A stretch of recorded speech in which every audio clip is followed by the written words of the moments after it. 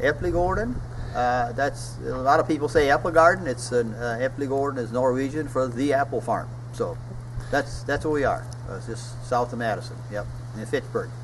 We have a total of 6 here on the property, from little ones to the bigger one behind me at machine shed.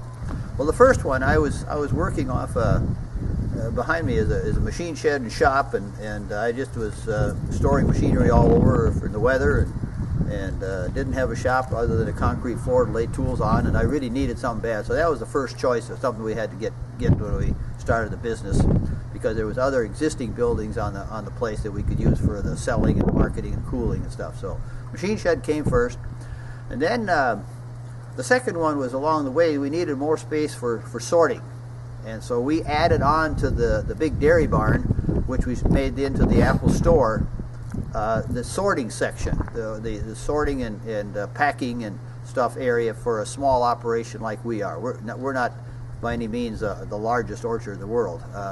We're just a local marketing to our local clients, and that's what we needed. So then just lately,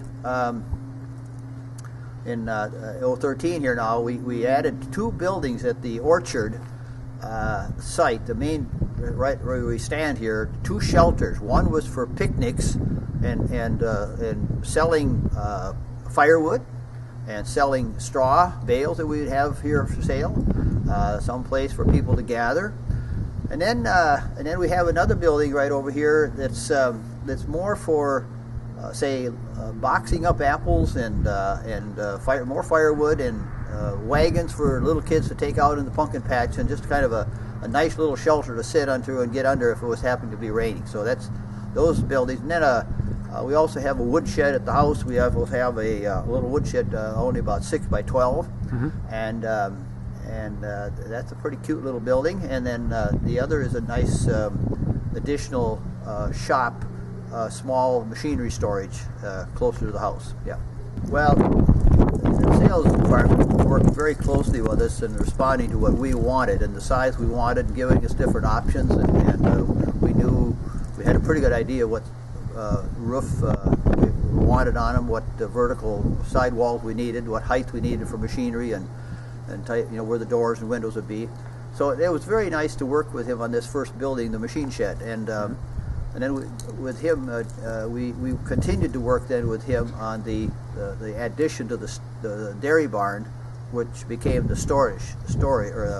sorting and packing area, and that was tied into the other building so nice, and nobody really knows it's there. It's just happening to. It just looks just part of the woodwork, if you will. Yeah. Now, as the thing evolved, and we had really nice relationship there, it became pretty clear that Cleary is one of the high quality places. I mean, we really, I think we've been around enough throughout the Midwest to know what's quality in farm buildings, and they really do have a high standard. Workmanship, layout, posts, sheet metal, getting the building right the first time, just a lot of different things that we liked about it, and being able to adjust and come back and change, or if we had to, and stuff like that.